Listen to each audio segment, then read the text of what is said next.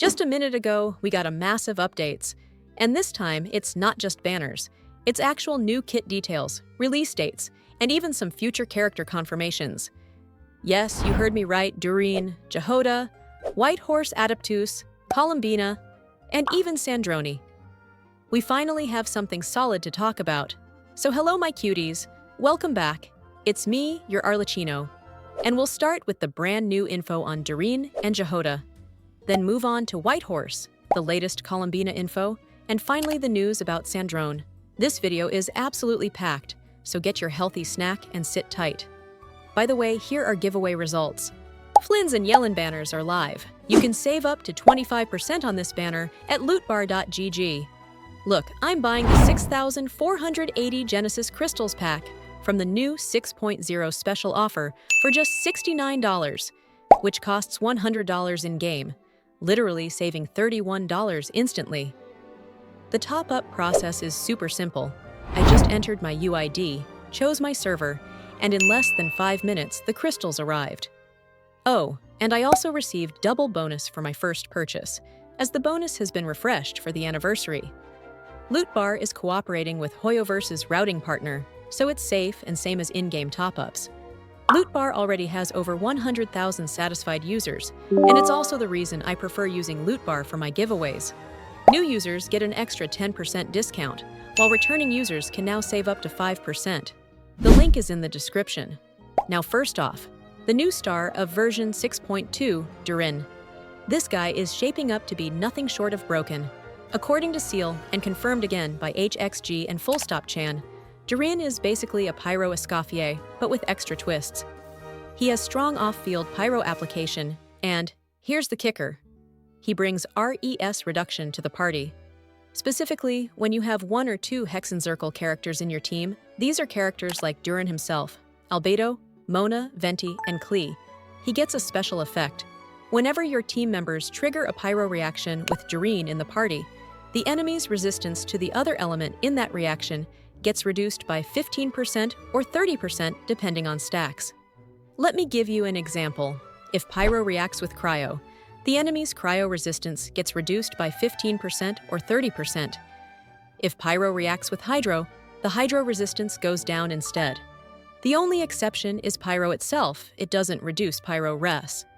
So yeah, this makes Durin insane for reaction-based teams because he's shredding enemy defenses for your other carries, while also applying Pyro consistently. Also, before we move on to his elemental, I only need 637 subscribers more for 15 welcome giveaway at 53,000 subscribers. Make sure to hype, like, and subscribe. So, his elemental skill provides healing, though the specific numbers and buffs are still unclear. This makes him not just a damage dealer, but also a source of sustain, which is exactly the kind of flexibility high-end players love. His talent also comes with a lore Easter egg. Durin has a Hexenzirkel talent that's basically an homage to Childe's Master of Weaponry. If you forgot, that talent increases your entire party's normal attack level by 1. It's not a core part of his kit, more like a flavor nod to the lore of the Witch's Circle, but still, the fact that Hoyoverse is weaving these Easter eggs into his design is super cool. Now let's not forget Durin is coming in version 6.2, alongside another new face, Jahoda. Jahoda is a 4-star Animo bow user. We don't have her full kit yet, but players are already wondering if she'll be a DPS, a support, or a reaction enabler. Regardless of her final role, being a 4-star makes her accessible, and if Hoyoverse builds her right, she could end up being a great free-to-play option for teams that need flexible Animo application. That's all for 6.2. Now let's move to 6.3, because this is where the hype really starts building. In Lantern Right, Hoyoverse is finally releasing the Horse Adeptus as a playable character.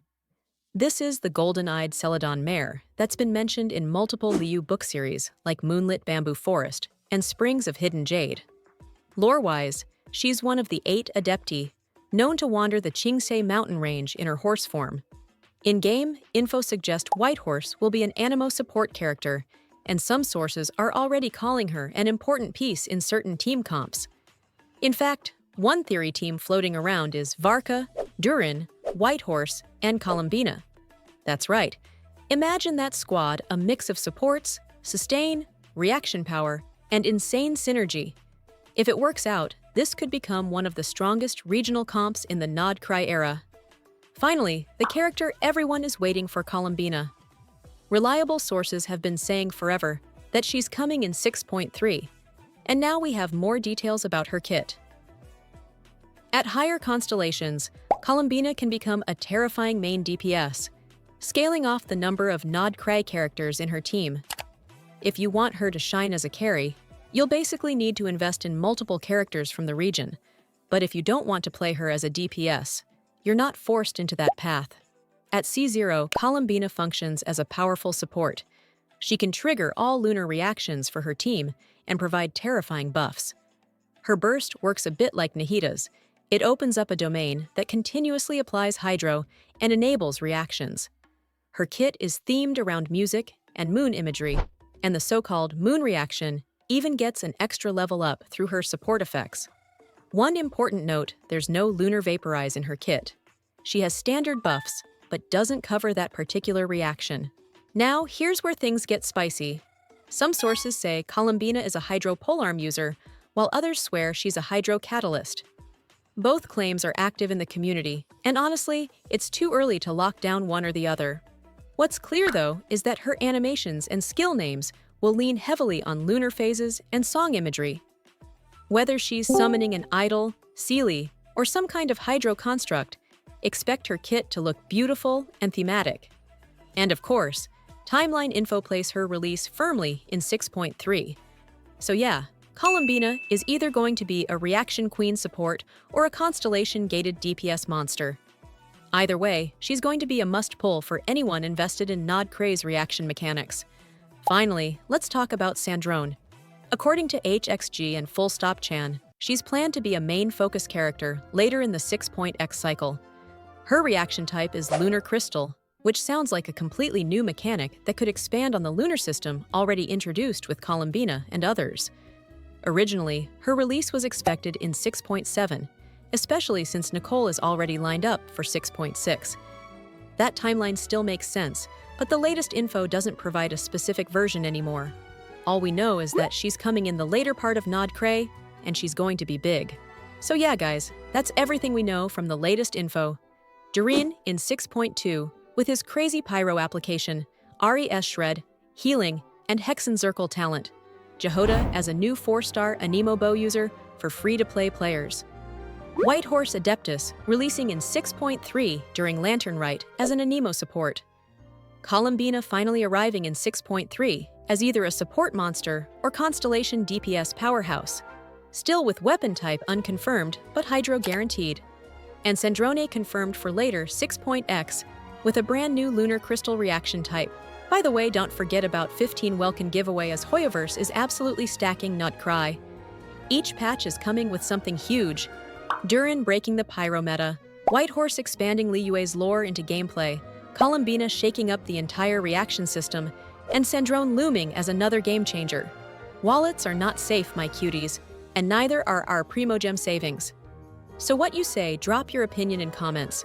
Who are you most excited for? Are you pulling Durin in 6.2?